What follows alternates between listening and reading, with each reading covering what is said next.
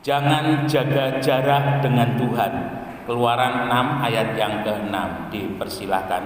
Jangan jaga jarak dengan Tuhan.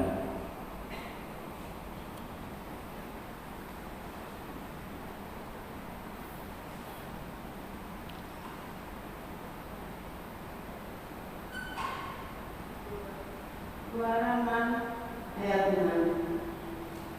Sebab itu kukatakan kepada orang Israel, Akulah Tuhan, aku akan membebaskan kamu dari kerja paksa orang Mesir, melepaskan kamu dari perbudakan mereka, dan menebus kamu dengan tangan yang teracung dan dengan hukuman-hukuman yang berat. Ya. Kamu akan kujadikan umatku dan aku menjadi Allahmu, maka kamu akan tahu bahwa aku ini Tuhan Allahmu yang membebaskan kamu dari perbudakan di Mesir. Dalam terjemahan bahasa Indonesia masa kini. Saudara yang dikasihi oleh Tuhan, kebebasan adalah dambaan setiap orang.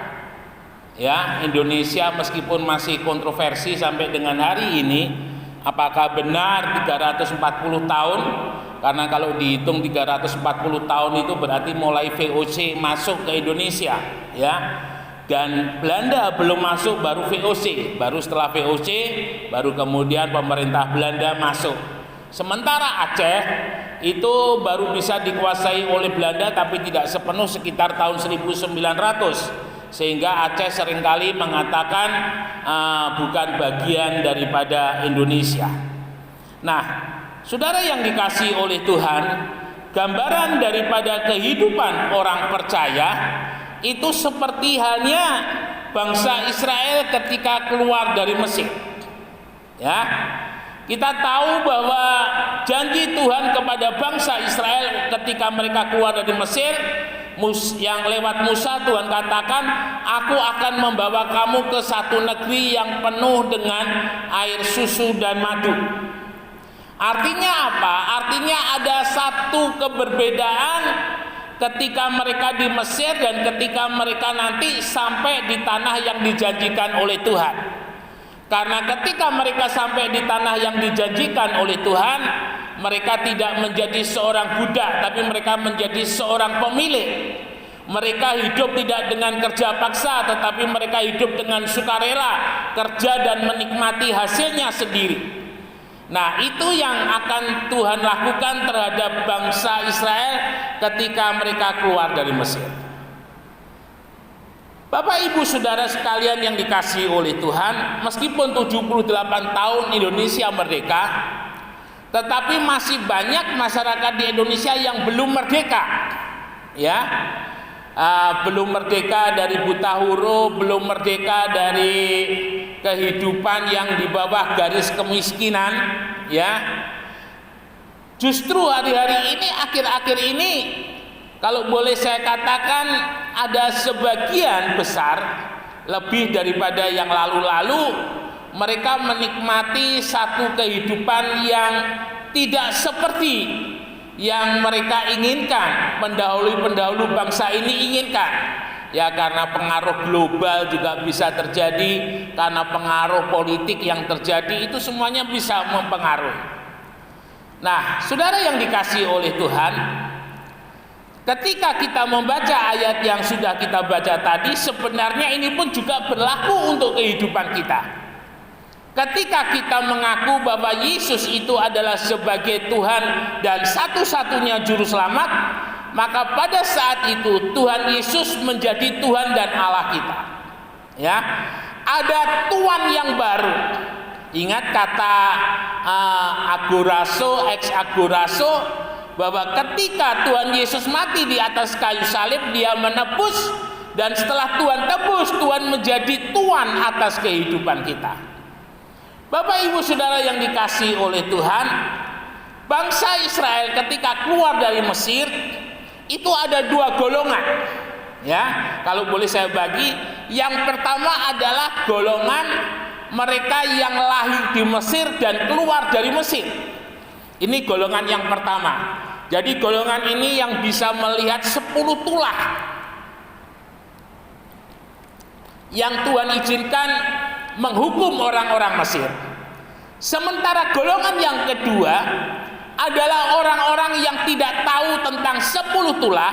Mereka yang lahir di perjalanan, apakah itu di hari pertama, hari kedua ketika mereka keluar dari Mesir, tetapi intinya mereka lahir di perjalanan. Dan mereka inilah golongan yang kedua ini yang masuk ke tanah perjanjian. Bapak Ibu Saudara yang dikasihi oleh Tuhan, tema kita mengatakan jangan jaga jarak dengan Tuhan. Jangan jaga jarak itu artinya apa? Kalau jaga jarak itu artinya antara kehidupan kita dengan Tuhan itu ada selanya, ya, ada ruang kosong, di mana ruang itu adalah ruang yang kalau bagi saya itu sangat berbahaya bagi orang Kristen. Ketika dia jaga jarak, artinya dia menjaga satu kehidupan yang intim dengan Tuhan. Ya, itu sangat berbahaya sekali. Nah, saudara yang dikasihi oleh Tuhan, ada sebagian orang Kristen kehidupannya jaga jarak dengan Tuhan. Orangnya beribadah, orangnya mengaku Kristen, orangnya pelayanan, tetapi hatinya jauh daripada Tuhan. Nah, ini nggak boleh terjadi dalam kehidupan kita, ya. Karena sebuah pernyataan iman kepada Tuhan itu dimulai dari dalam hati, ya.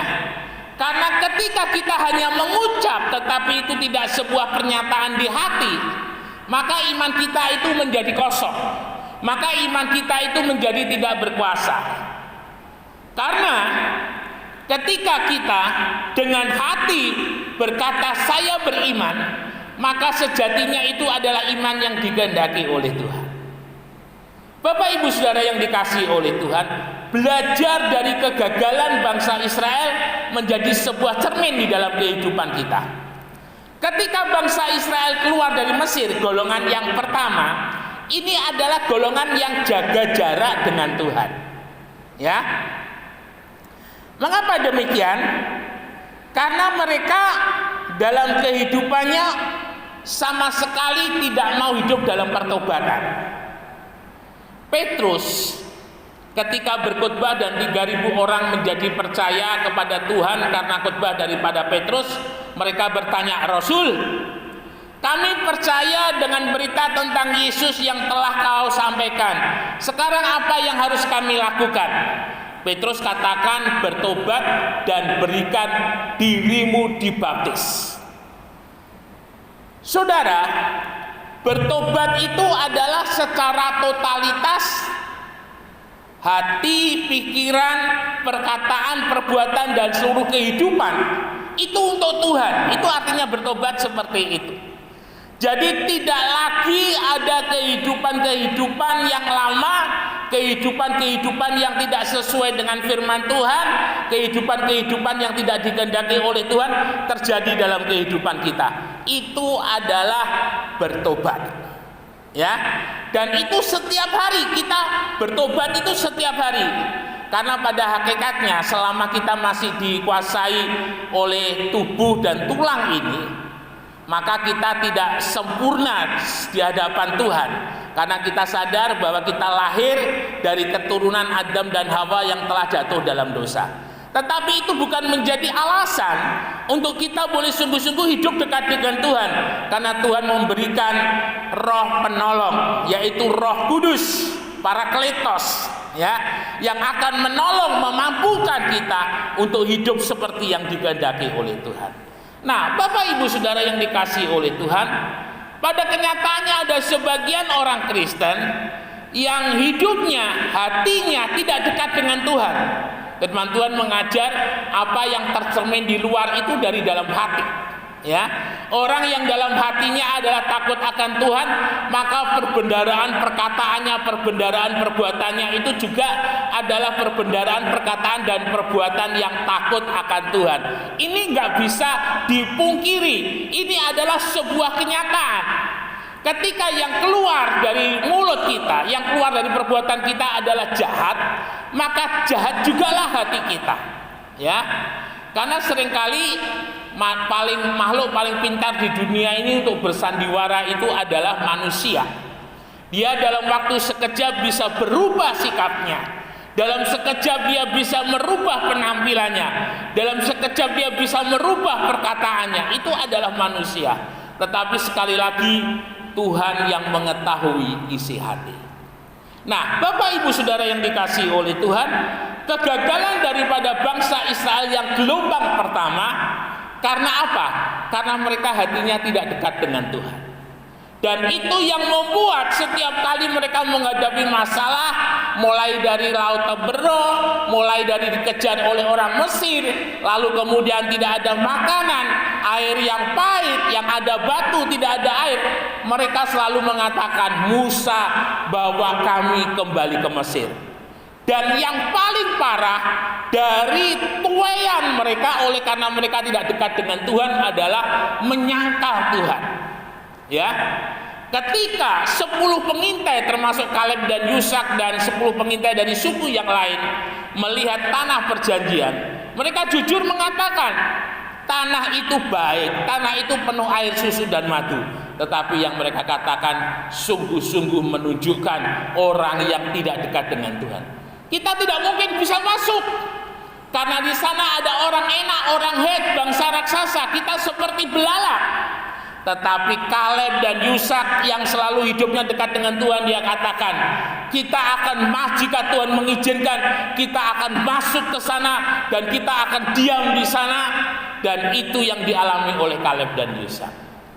Saudara yang dikasihi oleh Tuhan, setiap kehidupan kita harus sadar, tidak ada di antara kita yang saat ini sudah sampai kepada goal.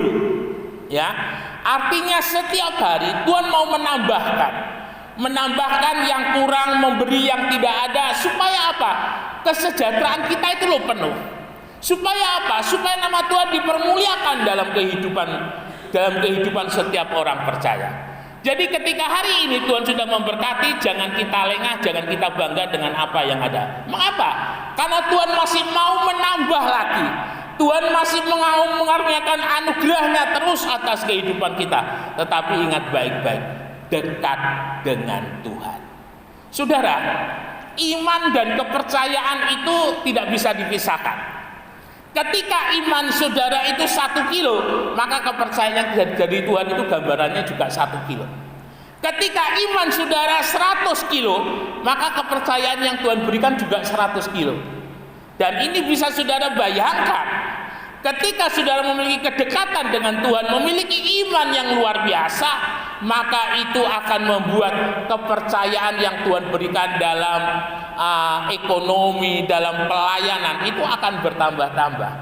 Dan ketika saudara sudah sampai menikmati akan hal itu, istilahnya almarhum Papa Slamet mengatakan, orang percaya itu dikejar oleh berkat. Bukan kita yang mengejar berkat, tetapi berkat yang mengejar daripada orang percaya. Sehingga sangat-sangat tidak sesuai dengan firman Tuhan kalau boleh saya katakan.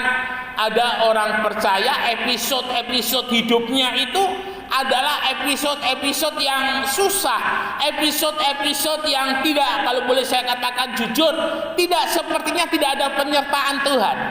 Ini nggak boleh terjadi. Karena ketika kita tidak bisa menunjukkan bagaimana Tuhan menyertai kita, itu sama halnya kehidupan kita nggak menjadi saksi. Ya, dengan kita menunjukkan kepada dunia bagaimana Tuhan menyertai rumah tangga kita, menyertai kesehatan kita, menyertai pelayanan kita, menyertai pekerjaan kita, dunia akan melihat dan kita menjadi saksi bagaimana Tuhan yang luar biasa itu ada dalam kehidupan kita. Mungkin saudara tidak pernah berpikir, tapi mari kita renungkan bersama-sama kehidupan daripada Ayub. Mengapa kehidupan Ayub itu ditulis begitu detil? Ya, sebelum Ayub mengalami, kalau boleh saya katakan itu ujian, ya, untuk boleh melatih imannya, menguatkan imannya, itu harta kekayaannya Ayub ditulis.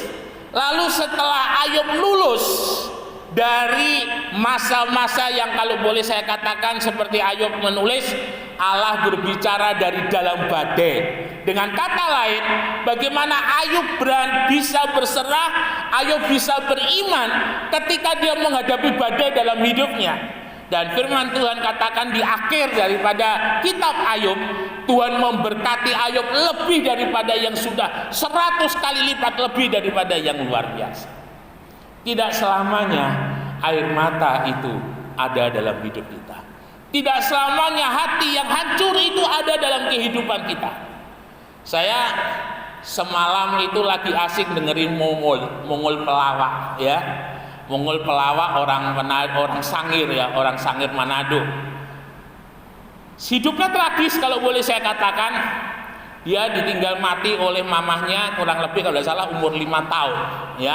Mamahnya mati dalam kondisi dipasung. Lalu kemudian papahnya dia tidak tahu, papahnya meninggalkan dia. Dan yang luar biasa, Mongol bersaksi bahwa di namanya itu hanya ditulis Roni. Jadi tanpa ada marga, ya. Kalau di sini ada Pak Jimmy, marganya marga Duran begitu. Lalu kemudian ada Pak Jisman, marganya Sipayung. Tetapi Roni atau Mongol ini dia tidak diberi marga. Artinya apa? Dia sudah dibuang dari keluarga. Dan dia katakan jika dia hari ini boleh diberkati itu oleh karena kemurahan Tuhan. Nah, ini yang sebenarnya harus menjadi sebuah tekad dalam kehidupan kita orang percaya. Kristus sudah membebaskan kita. Dengan jelas dia kaya rela menjadi miskin supaya lewat kemiskinannya kita boleh diperkaya oleh Tuhan. Ingat baik-baik, diperkaya oleh Tuhan, bukan diperkaya oleh yang lain, tetapi diperkaya oleh Tuhan. Kalau Roma 8:28 yang seringkali saya kutip, Allah turut bekerja untuk mendatangkan kebaikan, untuk mendatangkan berkat, untuk mendatangkan kelimpahan bagi mereka yang mengasihi Dia. Artinya ada sebuah kedekatan, tidak jaga jarak, tetapi dekat dengan Tuhan. Ya. Nah, pagi hari ini sama-sama di Kemerdekaan Indonesia kita merenungkan. Adakah kita sudah menjadi orang percaya yang tidak jaga jarak dengan Tuhan? Artinya yang dekat dengan Tuhan. Orang kalau dekat itu seperti ada lagu zaman-zaman dulu, mau makan ingat kamu, ya, mau mandi ingat kamu, mau kemana ingat kamu. Nah, itu juga menjadi sebuah inspirasi dalam kehidupan kita. Adakah Tuhan selalu ada bersama-sama dengan kita? Dekat dengan Tuhan. Dimulai dengan apa dekat dengan Tuhan? Dimulai dengan memiliki persekutuan dengan Tuhan. Saat teduh saudara dengan Tuhan, ketika saudara menghadapi masalah dan persoalan kepada siapa saudara berseru, lalu seberapa banyak firman yang sudah saudara dengar dan seberapa banyak pula firman yang sudah saudara lakukan, itu akan membawa kedekatan kita kepada Tuhan. Ya, hidup kita bukan sebagai seorang aktor atau aktris ya yang hanya tampil begitu saja, tetapi lebih daripada itu, semua yang kita tampilkan itu adalah sebagai wujud kedekatan kita dengan Tuhan. Indonesia sudah merdeka, orang percaya juga merdeka. Merdeka dari beban, merdeka dari letih, merdeka dari lesu. Karena apa? Karena Yesus yang menopang dalam kehidupan kita. Hari ini apapun yang merintangi saudara, seperti halnya ketika Daud melihat Goliat, kita jangan melihat Goliat seperti Saul. Saul ketika melihat Goliat, oh Tuhan, Goliat itu besar, kita tidak mungkin bisa mengalahkannya. Karena Saul nggak dekat dengan Tuhan, karena Saul jaga jarak dengan Tuhan, ya. Nah, tetapi beda dengan Daud yang memiliki kedekatan dengan Tuhan. Ketika melihat Goliat, oh Goliat itu kecil, Goliat itu tidak ada apa-apanya bagi Daud. Meskipun sebenarnya kalau dilihat secara mata, Daud itu terlalu kecil dibandingkan dengan Goliat. Ya, kadang kenyataan itu lebih besar daripada kebenaran firman Tuhan. Dan bagaimana kita bisa menjadikan kebenaran firman Tuhan itu lebih besar daripada kenyataan yang kita hadapi ketika kita beriman. Karena ketika kita beriman, kita sedang menghidupi firman itu untuk berkuasa, membela, menolong, memberkati dalam kehidupan kita. Dan itu bisa terjadi ketika kita memiliki kedekatan dengan Tuhan. Iman itu nggak sekonyong-konyong, Pak. Iman nggak sekonyong-konyong, Bu. Iman itu adalah wujud daripada kedekatan dengan Tuhan. Semakin kita dekat dengan Tuhan, maka semakin besar pula lah iman kita. Tapi semakin kita jauh daripada Tuhan, iman kita itu seperti kepompong, ya, tidak ada isinya. Karena kupunya sudah terbang, yang ada hanya kepompong, tidak ada isinya, kosong. Seperti tong kosong yang tidak ada airnya, yang tidak ada minyaknya, kosong. Meskipun bunyinya nyaring tetapi kosong. Nah, kita tidak seperti itu. Kita mau memiliki kedekatan dengan Tuhan, dan iman kita adalah iman yang hidup dan berkuasa. Ada sebagian daripada orang Kristen, dia berdoanya kencang tetapi kosong karena nggak memiliki kedekatan dengan Tuhan. Ya, iman itu harus diiringi dengan kedekatan dengan Tuhan. Ketika kita dekat, maka iman kita itu akan menjadi iman yang berkualitas. Dan ketika iman kita itu adalah iman yang berkualitas, maka iman itu akan mendatangkan mujizat. Iman itu akan mendatangkan pertolongan. Kita akan melihat ke depan, yang mustahil bagi kita tidak mustahil bagi Tuhan itu dinyatakan. Dan yang Tuhan sediakan sebenarnya, Bapak Ibu Saudara, segala sesuatu yang tidak pernah kita lihat, segala sesuatu yang tidak pernah kita dengar, yang tidak pernah timbul dalam hati, itu yang Tuhan sediakan dalam kehidupan kita. Jadi kalau mau diukur itu, kapasitasnya itu sangat besar sekali ketika memiliki kedekatan dengan Tuhan. Mari pagi hari ini, jangan jaga jarak dengan Tuhan, tetapi dekatlah dengan Tuhan. Supaya apa? Supaya hidup yang merdeka di dalam Kristus itu sungguh-sungguh kita miliki. Karena kita memiliki kuasa yang lebih besar dari masalah, yang lebih besar dari persoalan. Kita memiliki kuasa yang boleh mendatangkan mujizat, yang mendatangkan pertolongan, dan hidup kita boleh menjadi saksi bagi kemuliaan dan kebesaran nama Tuhan. Immanuel, Tuhan Yesus memberkati, beri kemuliaan bagi nama Tuhan. Sama-sama kita naikkan ucapan syukur di hadapan